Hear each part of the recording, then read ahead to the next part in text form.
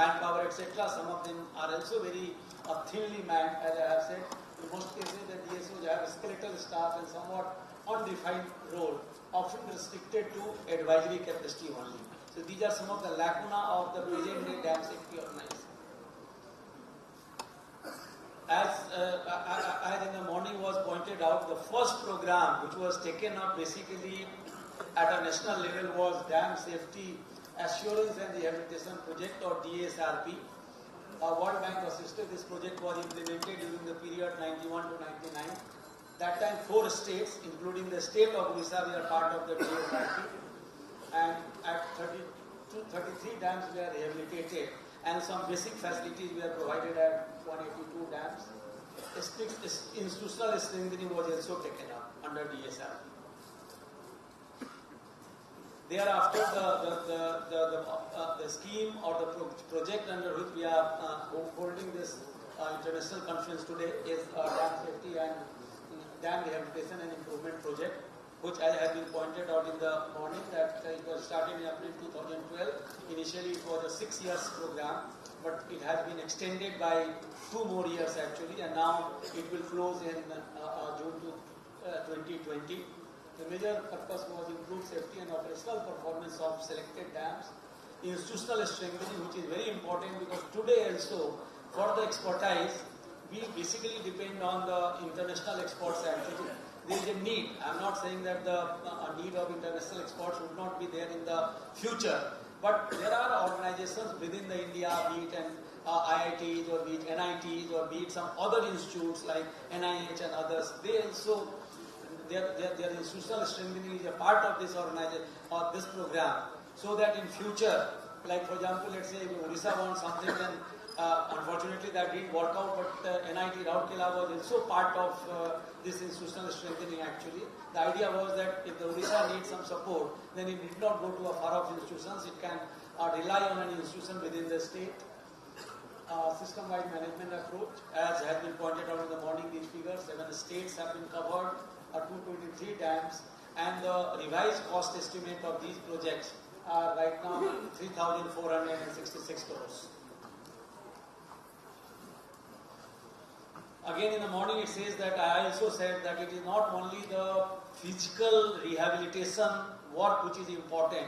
The other things which has come with this DRIP project, in my opinion, are equally important, if not more important. Like it says, 11 guidelines have been published already. Emergency action plan for 190 dams are under finalization.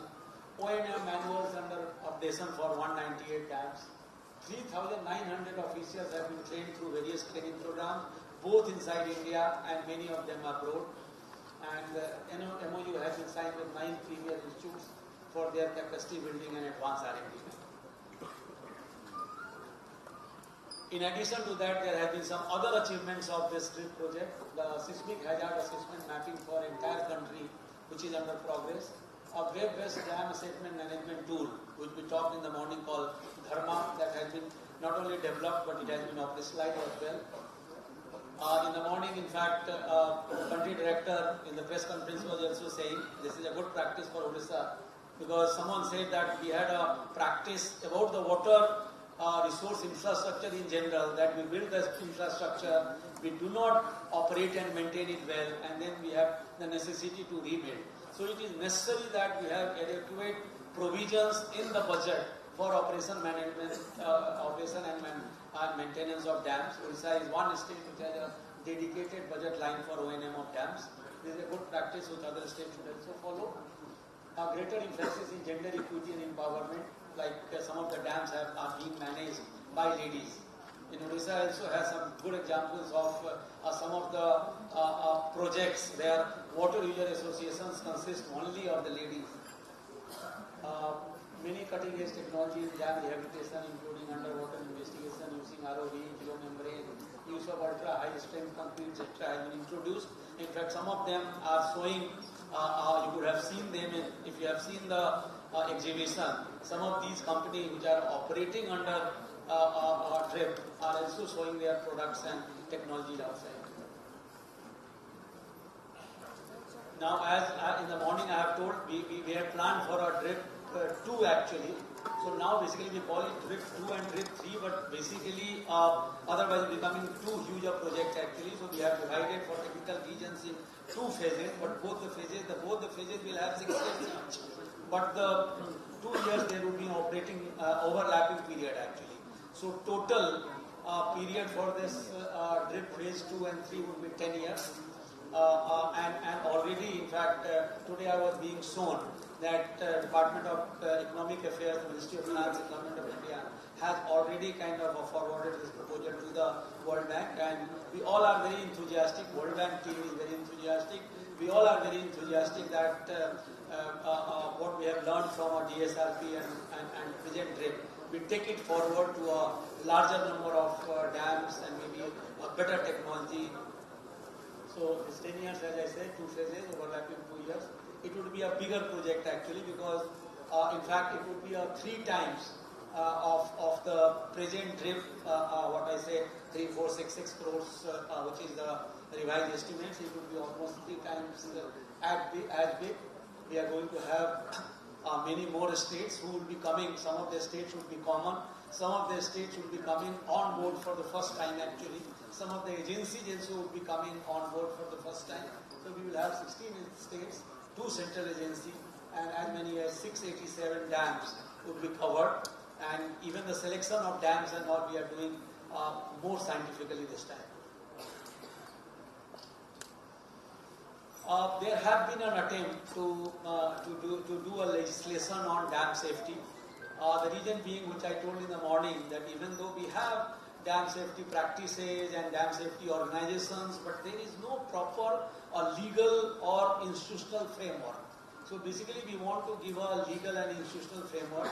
Some attempts were made in the past, but because of some reason or the other, those attempts did not materialize. So, as it has said, way back in 1982, Government of India constituted a committee to review existing practices and evolve a unified procedure for dam safety. Then committee recommended that enactment of our dam safety legislation.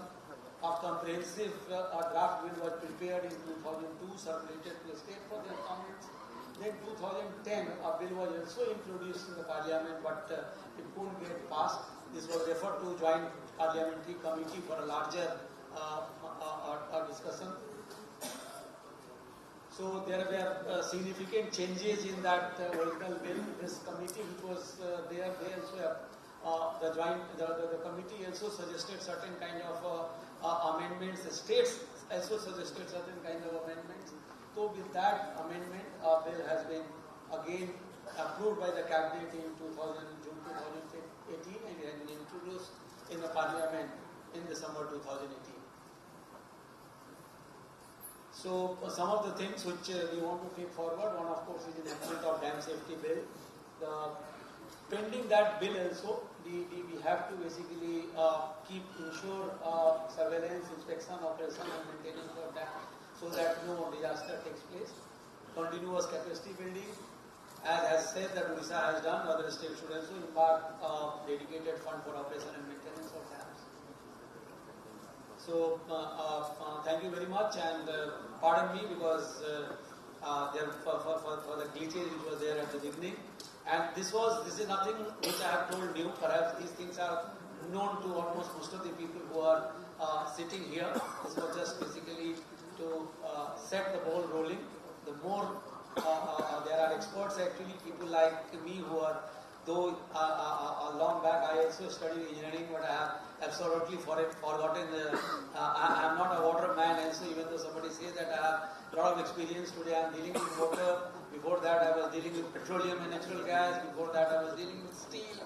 So and way back in the state when I left this Odisha in 2011, I was dealing with agriculture actually. So people like us keep moving from one place to another place. There are experts here who will be talking further. So thank you very much for your presence here. Thank you.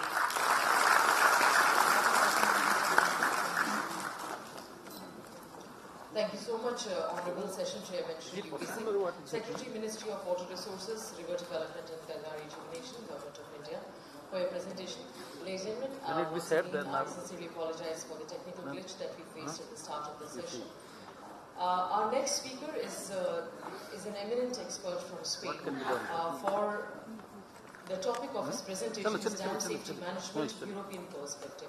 I invite Dr. Ignacia Escudor-Berna, Professor, Polytechnic University of Valencia, founding partner IPRESA, and President Spancol, Spain, for his presentation. Please.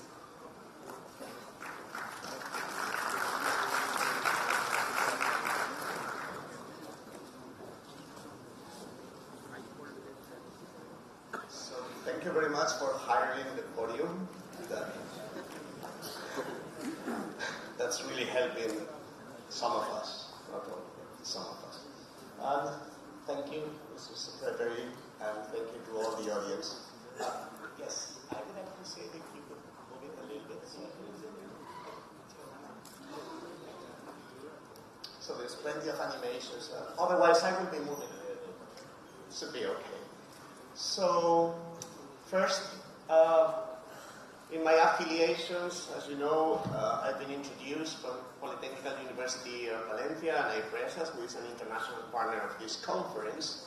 But also, I served during 7 years as General Secretary of the European ICON Club. And I had the honor to serve to 3 presidents: José Polemón from Spain, Guido Mazza from Italy, and Jean-Jacques Free from France. Jean-Jacques couldn't make it, and I will be giving this talk, substituting him, hopefully bringing what is a good understanding of the European perspective on dam safety. Today, as said, I'm the president of the Spanish National Committee on Large Dams. So just let's get to the topic. In the outline I have prepared, well, I had a first option. When I questioned to myself, is there a European perspective on dam safety? The very short answer is no. So that could be the end of the talk. But if you work a little bit more on it, there's much more than a dam safety perspective, and that's what I'm trying to present today. So I will start with the universal dam safety fundamentals, but I will move fast to the overarching policies in Europe that gives you, hopefully will provide the clue of what we understand in Europe on dam safety. More, it will arise as a key issue, the governance issue. I know this is now a mantra word, but I'll try to give a kind of touching the ground explanation of what governance might mean. Some practical examples in Europe and some closing remarks will make my presentation. So, to start, yes, the reasons we have dam safety fundamentals is because we have dam failures, and yes, we also have dam failures in Europe. Not only in the 50s and the 60s, like the well-known Malpasset or Bayonne, but for instance in Spain, 1992, this Tous dam failure, 60 kilometers away from my home, created a total new culture on dam safety. So, as I will get to that by the end, we are pretty much the same everywhere. Next, on the fundamentals of dam safety, I just borrowed that graph from the newly released risk guidelines from DRIL that I had the honor to contribute. So, basically, we all understand what is the fundamentals, the basics of dam safety standards. There's no dam safety without maintenance, without instrumentation, without surveillance, without emergency preparedness. More than that, we can agree that there's no dam safety if we don't document. So I borrowed this from the graph that you can find at the Spancol risk guidelines, in which you can see the links. So we typically do safety reviews, we do operation rules, emergency action plans, and we consolidate all that on what we call, under different names, dam safety files. Fine, there's a universal agreement on that. But my point is, can't we do really the management only with the fundamentals? And it's a little risky, but I prepared these. So let's call it there's many benefits on dam safety, many benefits on the fundamentals of dam safety. But why don't we talk also a little bit about the limitations? And I prepared this, I hope this works well here. So when we talk about dam safety, we would all agree that we need floods, earthquakes, structural safety, hydromechanical assets, inspection and monitoring, operational rules, operation and maintenance, emergency plans, reports, dams technical documentation, etc., etc. The problem comes with the interactions. So one, I kind of ask you to do the mental exercise on the connections you can establish. So structural safety and floods, yes. Structural safety and earthquakes, yes. Hydromechanical assets and pool levels, yes. Inspection and monitoring fit that, yes. So it's going to get a little bit more complicated. Keep thinking faster than the arrows. And at the end, to make it a little short, we can end up with a picture like this. So we have everything we need, but it's difficult to make decisions with all these interrelations. That's where I'm going to jump to the European overarching policies. So in Europe, we share the universal view of dam safety. We basically view the same fundamentals. But how do we make decisions?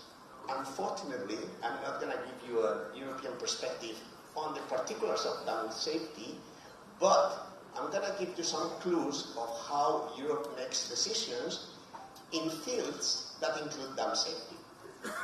So, Directive 2007 on flood protection. Europe has recurrent flooding, and flood protection, or let's put it this way, this is not very appropriate in a dam safety conference, but dams, from the flood managing perspective, are just a piece of this scheme, right? But we have the directive on floods. More, we also have the critical infrastructure directive, where anything that can harm essentials of the way we live should have a particular protections. And directives in Europe are mandatory, and every state member has to translate it into national legislation. So these are the two the closest overarching policy pieces that you can find at the European level. So basically, if you go through these policies, both acknowledge that you have to go through a risk scheme to make decisions. And the broader picture is what the European policies talk about is not infrastructure.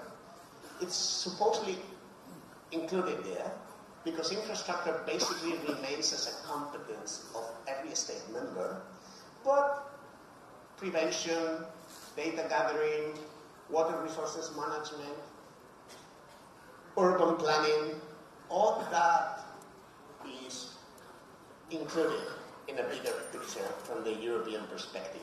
And if you see that graph that I made to explain what this directive says, those directives says, make smart decisions.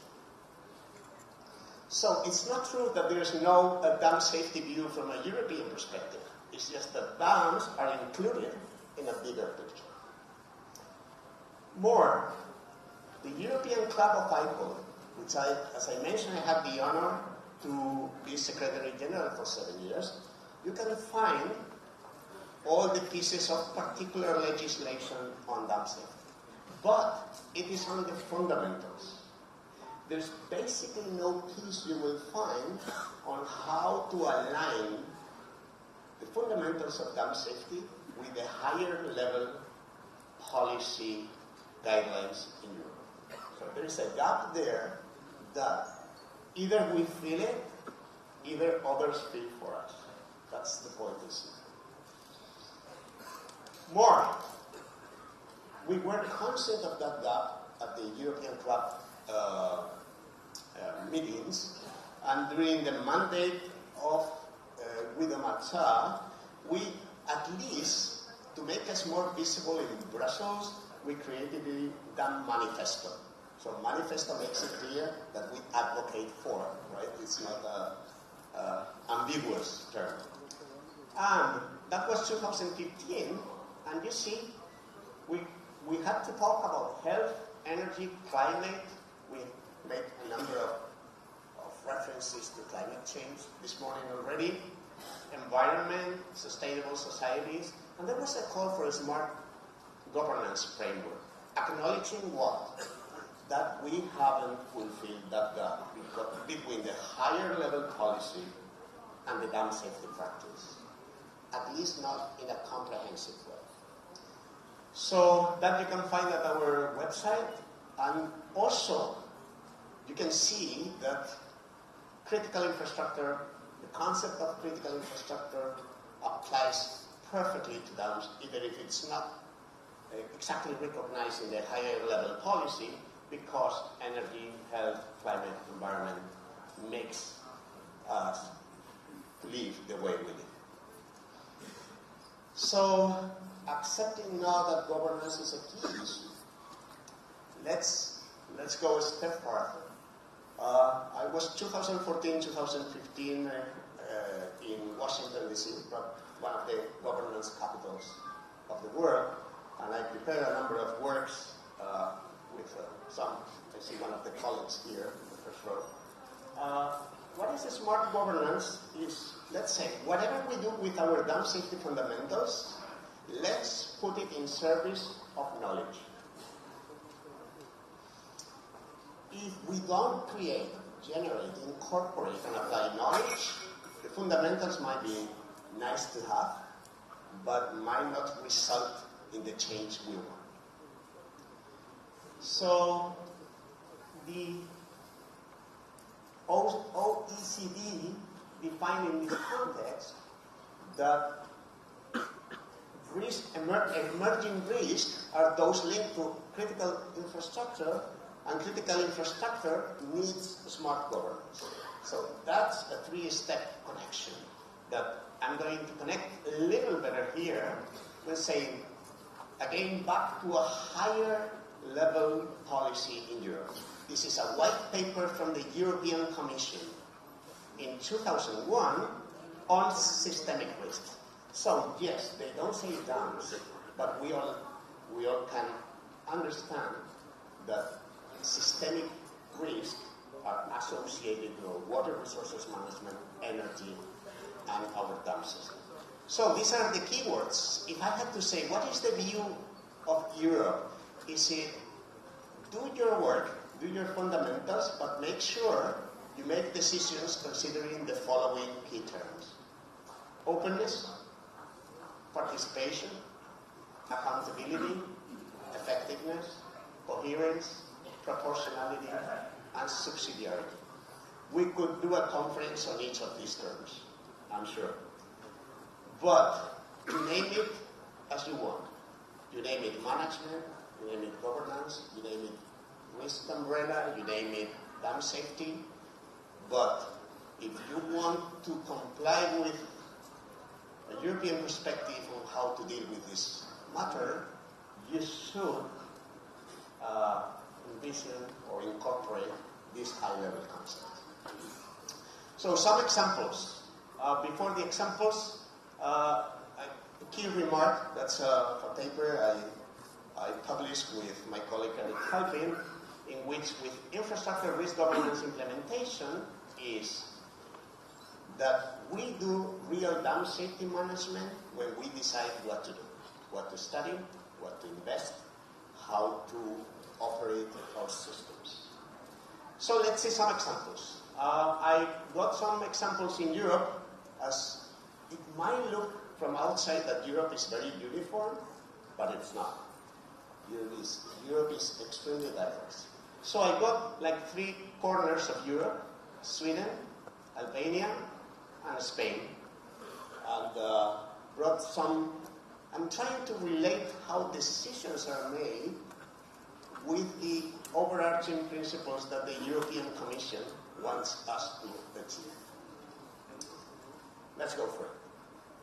One for instance, this is Sweden. You have this report in the public domain. This was a pilot project. It was all in the website. All the outcomes are published. And when I see this, I recall of openness and participation. But even more, I mean, we did the inspections, the fundamentals, the understanding of the systemic risks, but also the accountability. You can't read those little letters there, but it shows how by doing different things, different dam safety investments, you lower the risk. So that's accountability. To me, that's an example of accountability. More examples. Albania, in the other side of Europe, very much to the east, and supercritical infrastructures. 3 of these infrastructures could flood 1/3 of the total surface of the country. So if there's a definition of criticality, I think this applies. So again, in this particular case, there was the issue that they knew they were way above where they wanted to be. But you need a path. You need a path that equilibrates data gathering with risk reduction. So yes, you don't want to build a spillway which costs 200 million euros without the proper data, but you don't want to wait 20 years and simply be gathering data. So you have to, for instance, what it shows at the beginning is how fast you can reduce risk by emergency action. And that's non-questionable. That's something to be done soon while you gather the data that might show you how to get to the desired area. So when I see it, I recall of effectiveness and coherence. There has to be a plan there, and it has to be consistent, and it has to be well balanced. Another example, this is a portfolio in Spain. Very large dams, very high, very small, very old, quite new. Altogether, a very good mixture of over 20 dams. And here, you can see again the same type of curve, very concave, in which in the y-axis you will have the risks, one way or another, with the units you want to imagine now. And in the x-axis, you have what is the impact of investment in the system, and when it becomes, I don't want to say residual because that's an ugly word, but when it might be better to go to another basin to invest while keeping your efforts in monitoring, operation, etc. So when I see this, and I see that you can monitor it, I'm thinking of proportionality and subsidiarity. This is a public system, so it has to be proportional to the risk, and it has to be balancing the different needs, also in a bigger picture between inside the sector and outside the sector. So again, if you make decisions in this way using your dam safety fundamentals, you are aligned with the high-level concepts of the European Commission. So final remarks. One thing I didn't want to miss the opportunity to say is that, and in this case I'm inspired by a document of the Inter-American Development Bank and some work they've done in Bolivia, incorporate risk in the design, at least at the same level as environment and financial issues. If you incorporate risk in the design, if you incorporate dam safety in the design, you will have a very good information on the spillways, the gates, the way you need to build, to have a proper instrumentation and monitoring system when you are operating it. Don't wait to have it built and then think dam safety applies after construction, because it applies from the beginning. So that would be one. Second thing I wanted to say is look beyond your continent. For instance, this is an example I know under the DRIP and within the Indian government there's plenty of agreements, but that's an agreement between the Kingdom of Spain and the United States, and we have been sharing manuals, policies, having internal workshops, kind of exchanging our practices. So I don't think you can restrain dam safety to the continent, neither the two, because the world is not so different.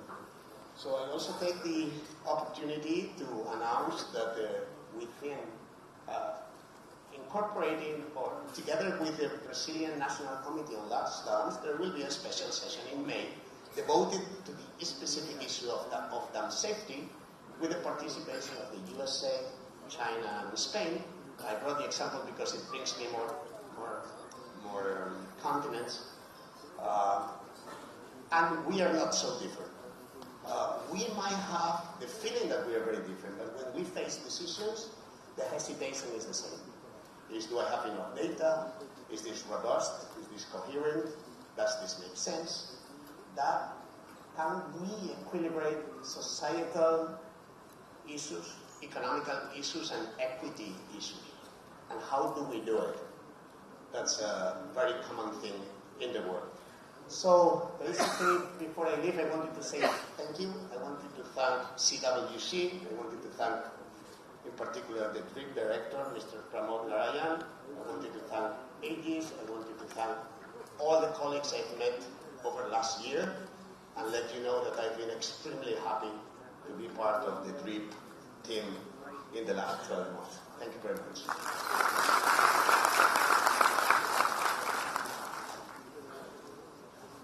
Thank you, Dr. Ignacio Escudor-Bueno, for sharing the European perspective on dam safety management. Ladies and gentlemen, our next distinguished speaker is Dr. Michael F. Rogers, President, International Commission of Large Dams, United States of America, and his topic is Emerging Global Challenges in Dam Safety Management. Dr. Michael F. Rogers.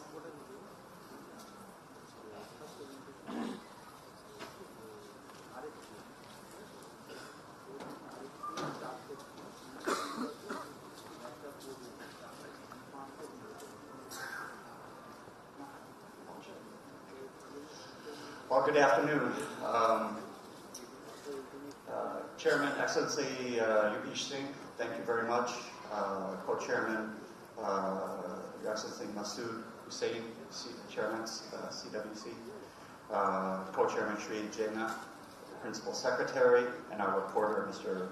Shri Raj, Chief Engineer of CDSO, Central Water Commission. Ladies and gentlemen, it's an honor for me to be here with you to share some of these thoughts. And this was an excellent presentation by Dr. Ignacio, a good friend of mine. And my presentation is a bit simpler. I tried to focus on some things, and I think Ignacio's presentation showed that of all the complications in dam safety, we know that dams are important and critical and unique pieces of infrastructures. All dams have a past, a present, and a future. All dam safety programs have a past, a present, and a future. And the good thing about living in the present is that we have a gift. We have a gift, ladies and gentlemen, that we can look to the past for our information on what has worked and what has not, and learned our lessons. But the past is a good place to learn from, but not really to live in. And we also, from our present, we have the gift to look to the future, and that inspires us. You know, what do we want to be? What are our aspirations? What levels do we want to achieve? And so if you take that and you apply it to dam safety, we look at from different aspects. From the ICOL perspective, dam safety is a core value. The 100 countries that are represented in ICOL, including the Indian National Committee, this is a core value. This is why ICOLD was developed. And this applies in our organization to dams for water, for tailings dams, for levees. These are all critical pieces of infrastructure that we can learn lessons from the past to inspire us to the future. ICOLD has a mission, and from our Constitution and founding, it's to encourage the improvement and the planning, basically the sharing of information between countries, between continents that Ignacio showed. Dam safety is a global issue. And ICOLD leads the profession by capturing all of this information that's available in countries like India. The information coming out of the DRIP program is golden. It's great information that can be used around the world as a story of success.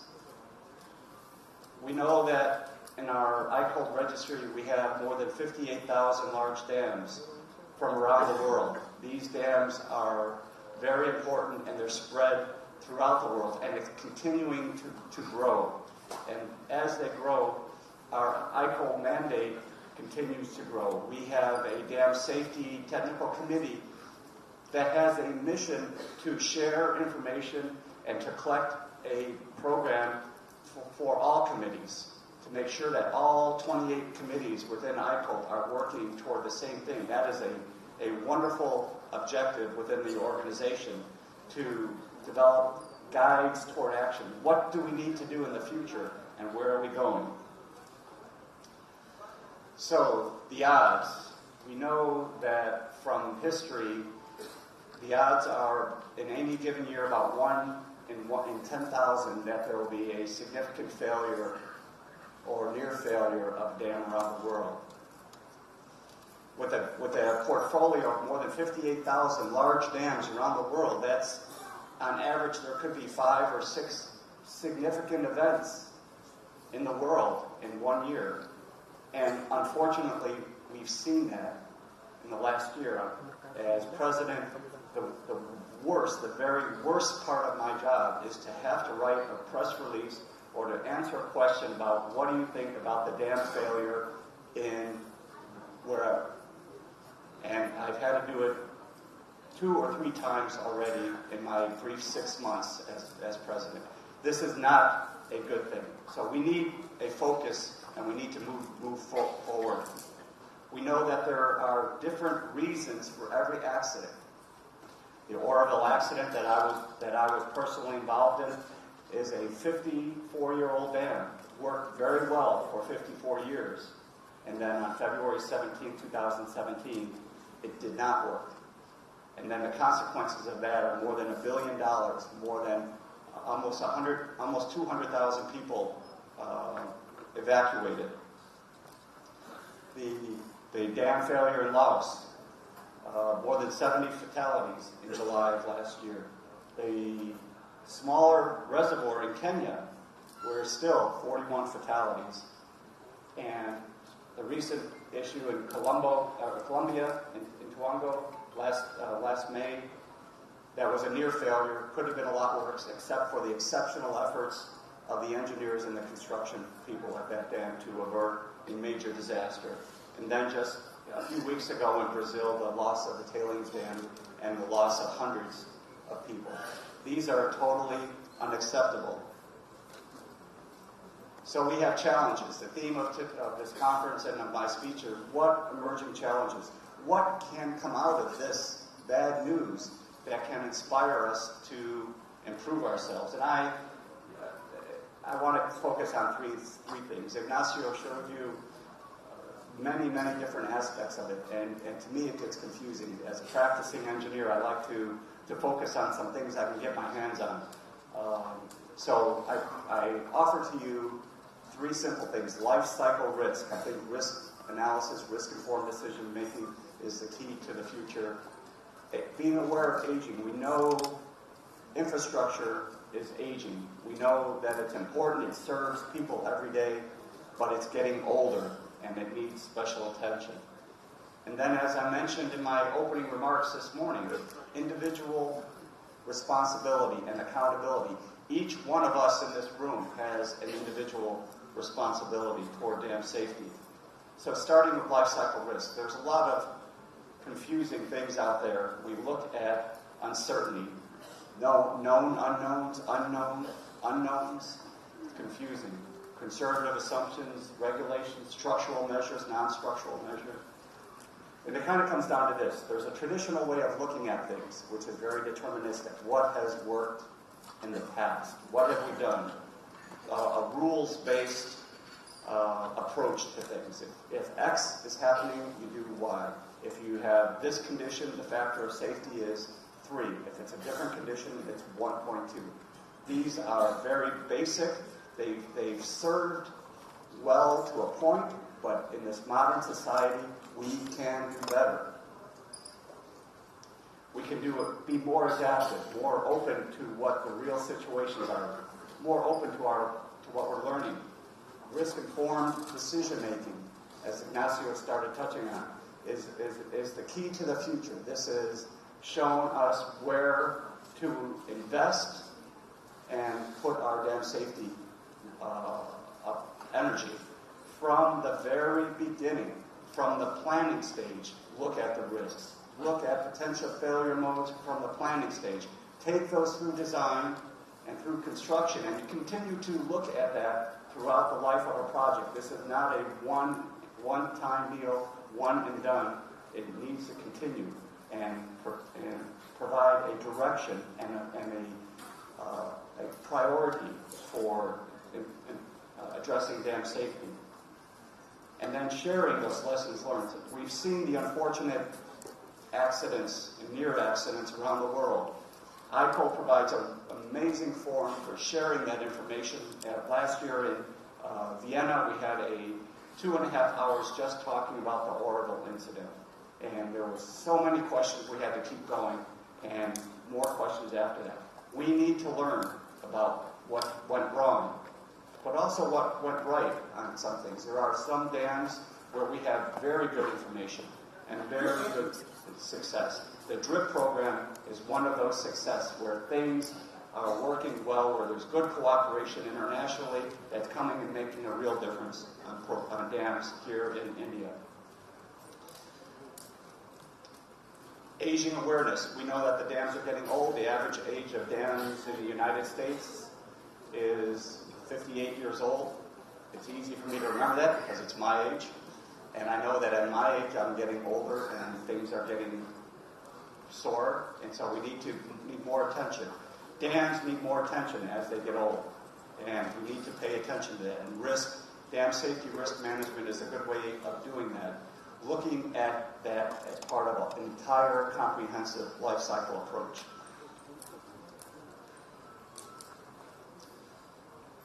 And then finally, individual responsibility.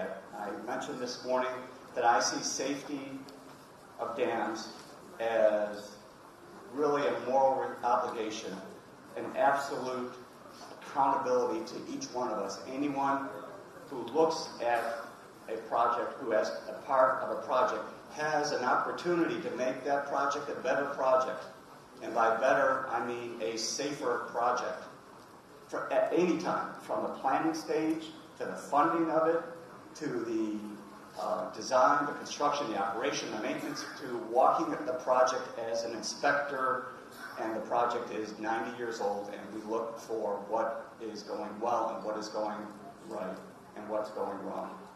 We have that responsibility to the people who are living downstream first, who are impacted, but also to the project owners and to our profession, because every single dam that fails or nearly fails touches all of us.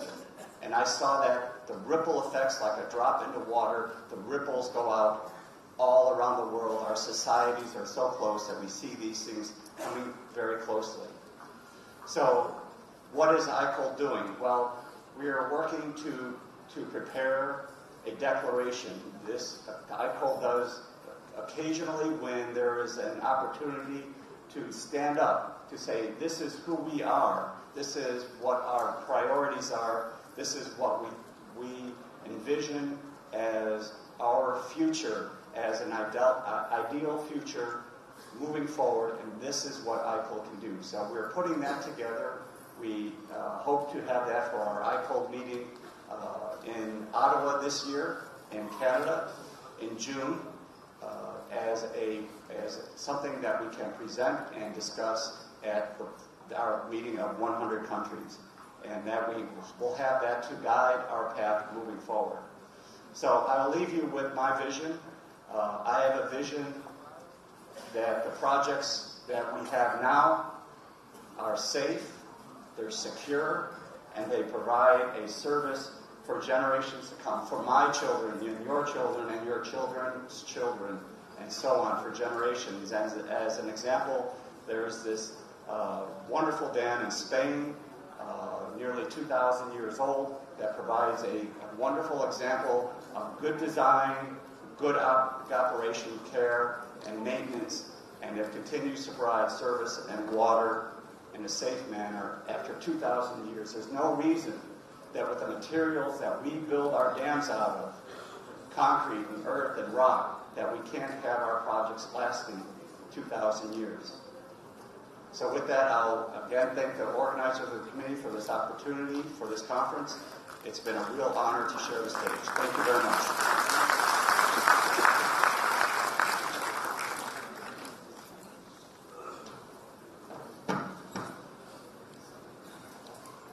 Thank you, Dr. Michael F. Rogers, for sharing your vision amongst the emerging global challenges in dam safety management. Ladies and gentlemen, our next esteemed speaker is Mr. Junaid Kamal Ahmed, Country Director, World Bank India Office. And the topic of his presentation is Water Resources, Dams and Benefits Sharing. Mr. Junaid Kamal Ahmed.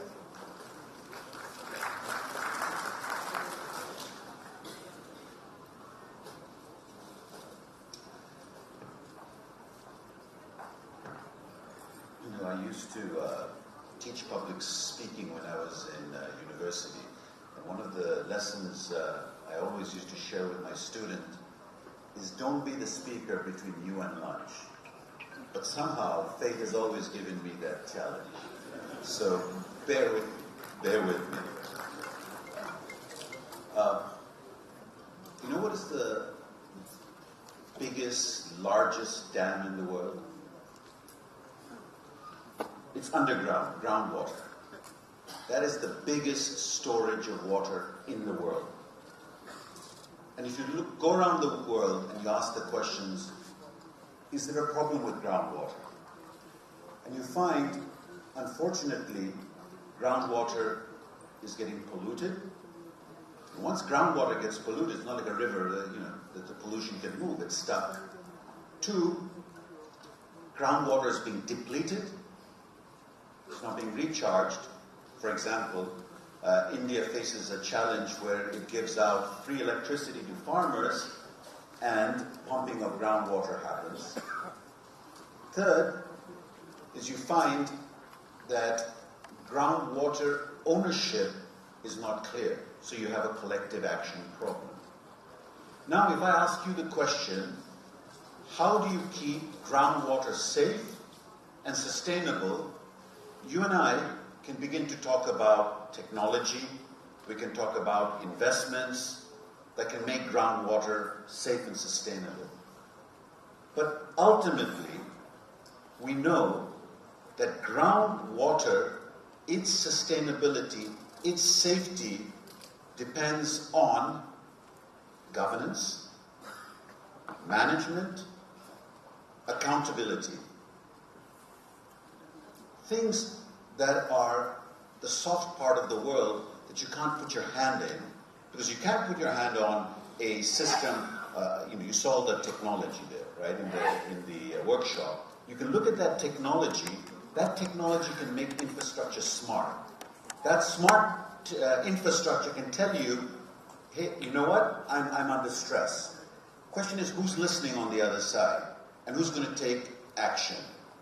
So ultimately, dam safety has to be about systems of accountability and governance, which is what I think our colleagues who came before me we're talking about from their perspective. So what I want to do is share with you a few examples from different parts of the infrastructure world and see whether they offer some lessons for dam safety management. And the objective that I think we need to focus on is what I said in the morning. How do you break the unfortunate cycle of build, decay, and rebuild? If you can break that cycle for dams, you will have achieved dam safety. So what could be elements of a framework that actually creates a new, and if I borrow the words from our previous speaker, an adaptive way of managing dams and infrastructure. So let me try and give you a few examples and see whether it resonates for you about dam safety. I'll give you the first example is roads in Africa. One of the biggest problems we saw in Africa for decades is the roads would get built and soon the decay would begin and you would have the potholes, you'd have congestion because the roads were not being maintained, and then after several years you'd have to rebuild those roads. Very costly, not only because you're rebuilding the same asset, but very costly because as the asset decayed, it didn't give services to the citizens. Right?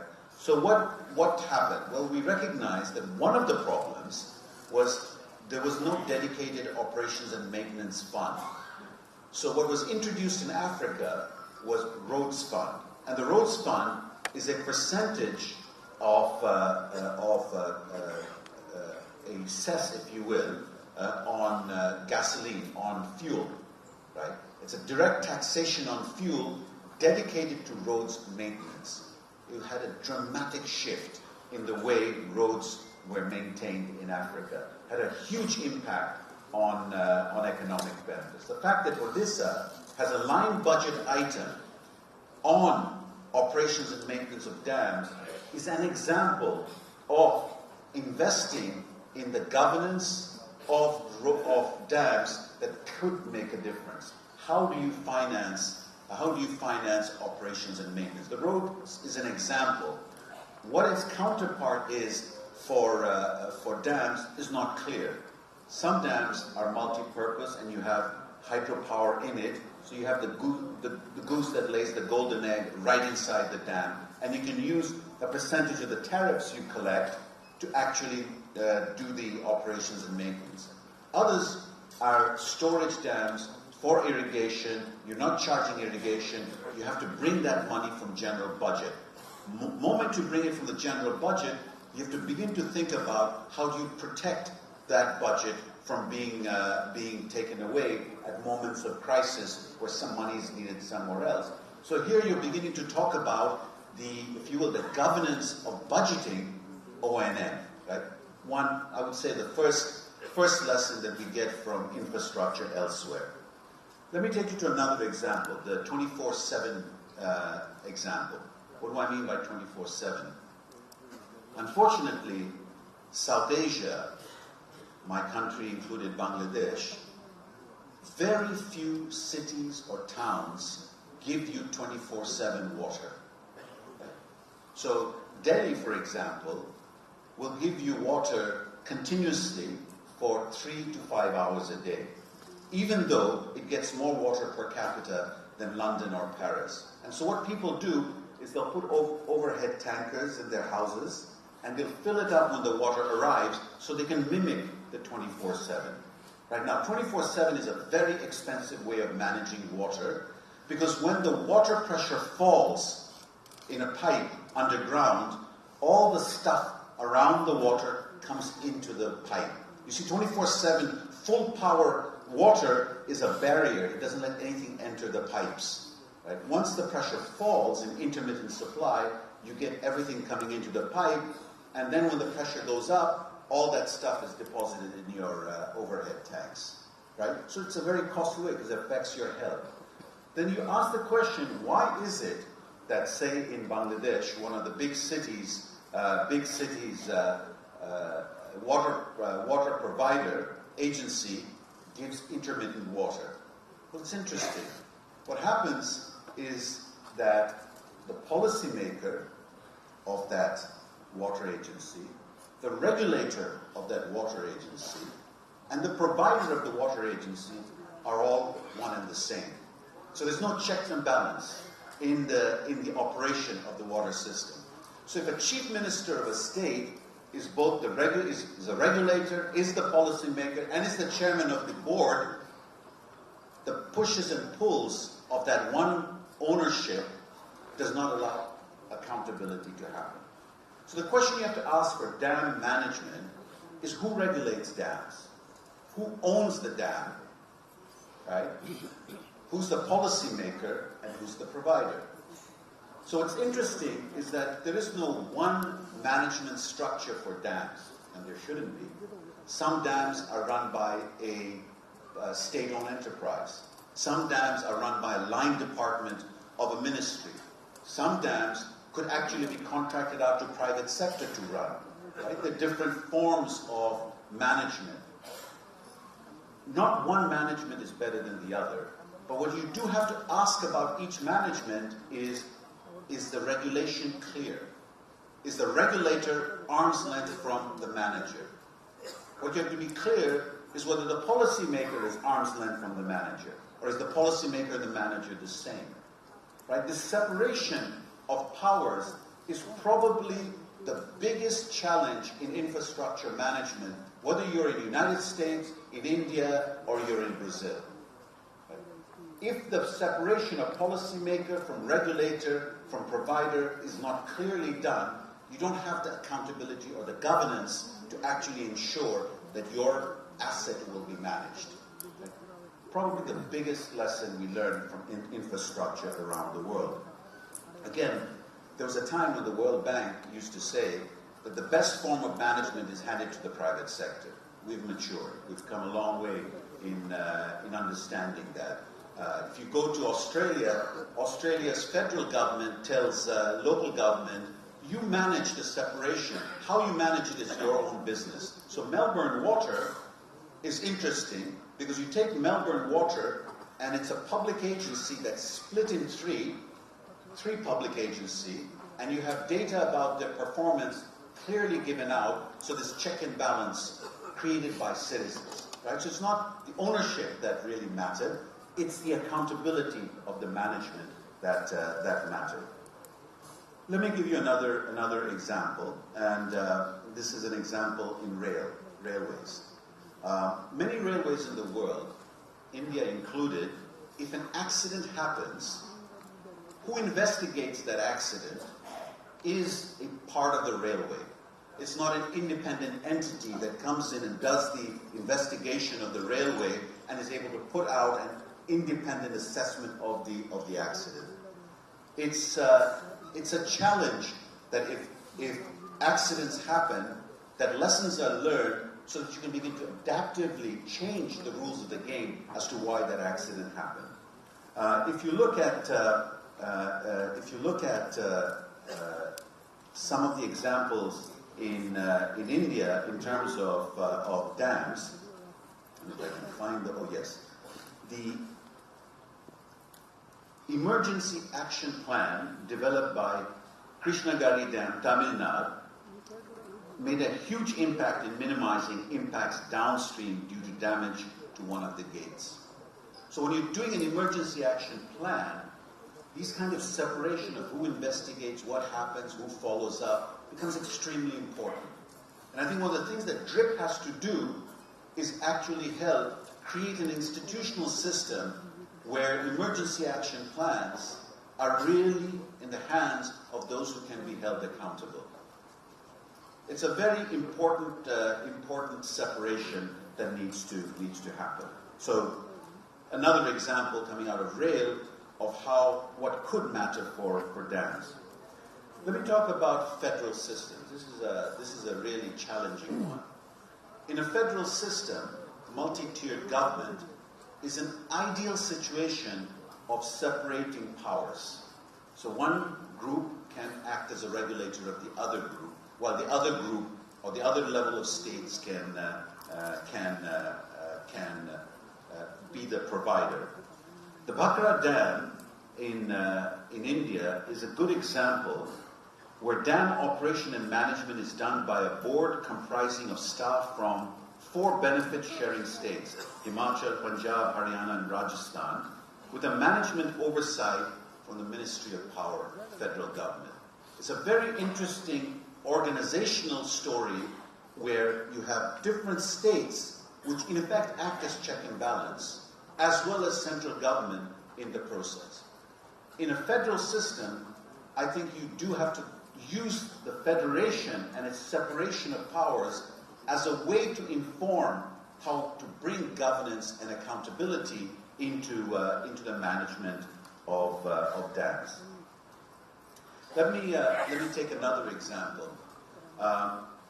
Local governments, very important. One of the most important revolutions that's happening in South Asia and for the world is how local governments, especially rural local governments, are managed. If you look at panchayats and union porishad in Bangladesh, panchayats in India and union porishad in Bangladesh, you find that there are gram sabhas or citizens groups that have been created that holds the local government to account.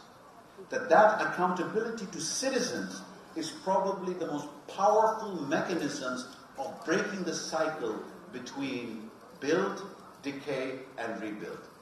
Right? Once you have citizens' accountability, or accountability to citizens, your behavior changes. What would be interesting to us is in the management of dams and in the creation of systems of dam management, what's the relation between the citizen and who runs, who owns, and who manages dams? Do we have such a mechanism of citizens' participation?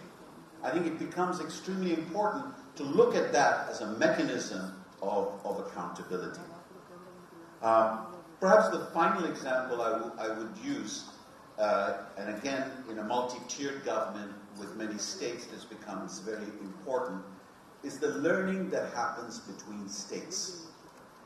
In the case of India, you may know that India over the last 2 years has done tremendously well in the rankings on a measurement called ease of doing business. It's a global ranking that the World Bank undertakes, and India has jumped 67 country rankings in the last 2 years. So it's the ease of doing business. What the Ministry of Department of Industry and Commerce has done is it has paired states that are doing extremely well in certain categories of ease of doing business is paired with states that are not doing well in those categories. And the learning that has happened has been quite extraordinary. One of the powerful things about DRIP is that it's creating these learnings across states, right? And the learning is not passive. It's a learning that goes through engineers, through associations, and if that kind of learning becomes owned by central government becomes a major, if you will, vehicle of knowledge sharing, lessons learning, the point, what you learn from history and what you get ready for the future, becomes very active in capturing the learning between states. These examples that I've given from different infrastructures which talk about separation of powers, that talk about formation of regulation, that ask questions about who actually manages, that talks about taking advantage of federal systems, that talks about creating emergency action plan, again, where there's a separation of power. All of these really go to that soft issue of governance and management accountability.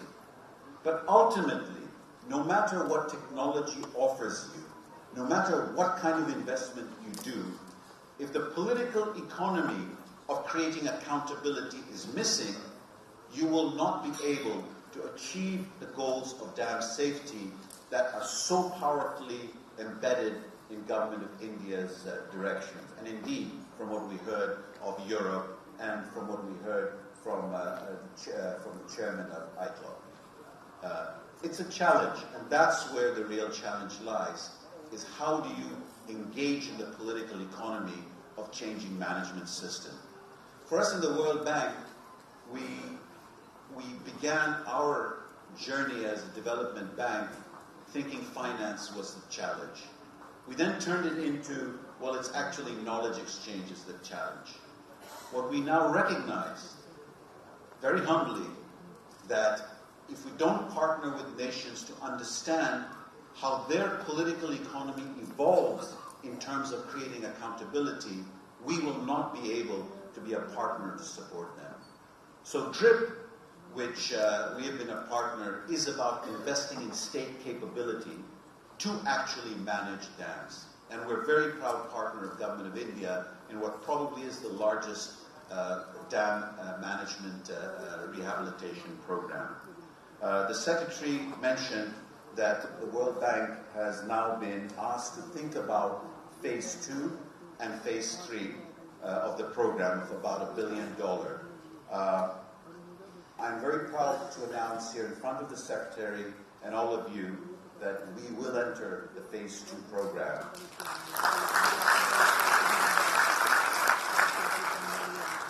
And if Government of India feels it needs us to be part of Phase 3, we will also be part of Phase 3, because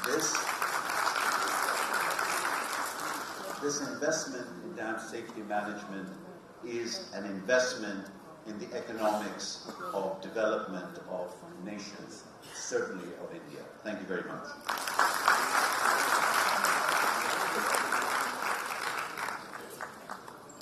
Thank you, Mr. Junaid Kamal Ahmed, for your very kind words of encouragement. And ladies and gentlemen, now I would request Sri S. Masood Hussain, Chairman, Central Water Commission, India, to kindly give closing remarks.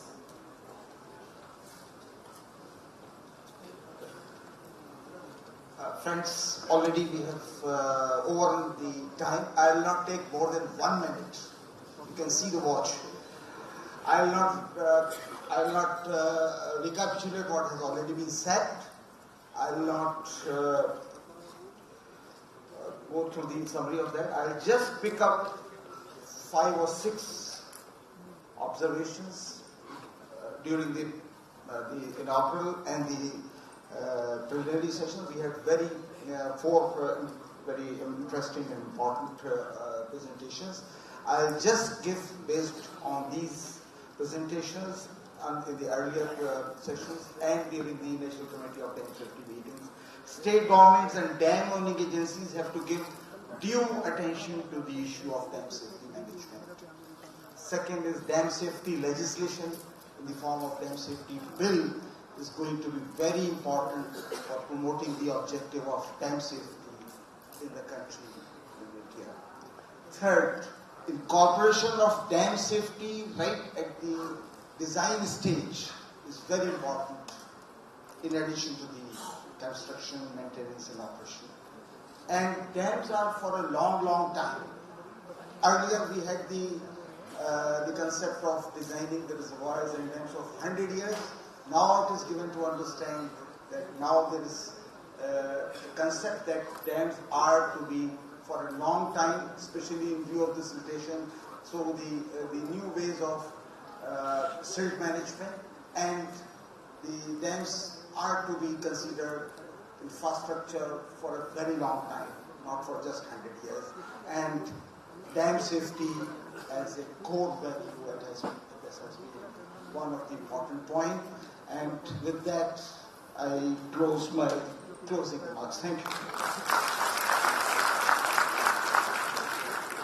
Thank you, Sri S. Masood Hussain, for your concluding remarks. Ladies and gentlemen, we are very thankful to our session chairman, session co-chairman, rapporteur, and of course the eminent speakers for this session. As a token of our gratitude, we would like to present them with a memento, and I would request our session chairman, Sri U.P. Singh, to kindly present memento to Sri S. Masood Hussain, our session co-chairman and chairman, Central Water Commission, India.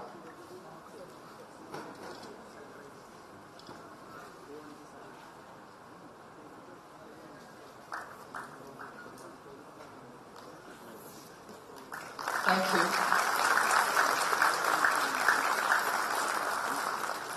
Memento to Sri P.K. Jaina, our session co-chairman and principal secretary Water Resources Department, Government of Odisha, India.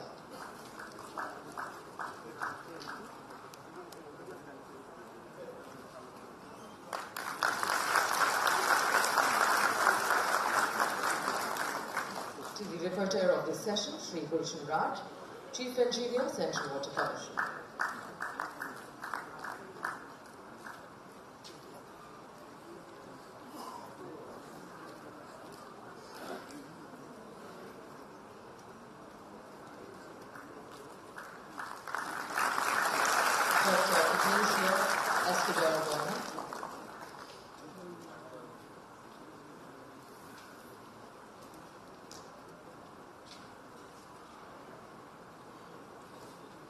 Dr. Michael F. Rogers.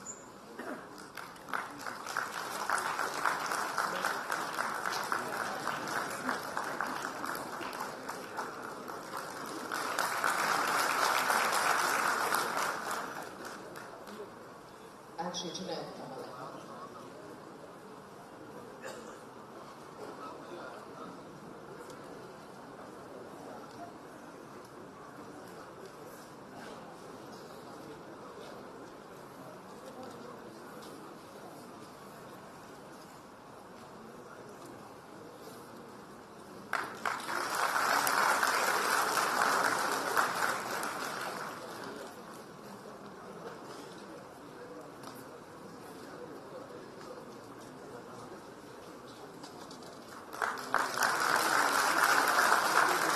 Thank you, Sri President, and may I request Dr. Michael Rogers to kindly present momentum to our session chairman.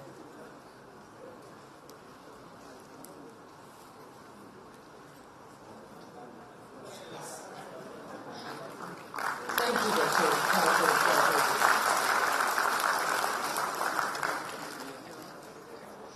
Ladies and gentlemen, before we conclude this session and go for the lunch break, two announcements. There's a mobile phone, Samsung Black mobile phone, which has been lost.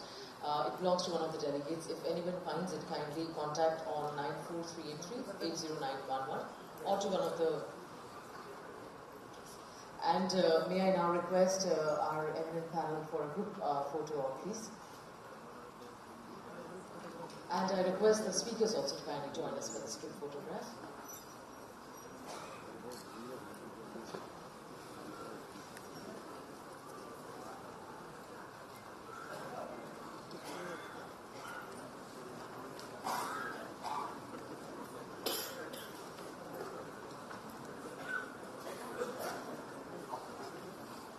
Anas.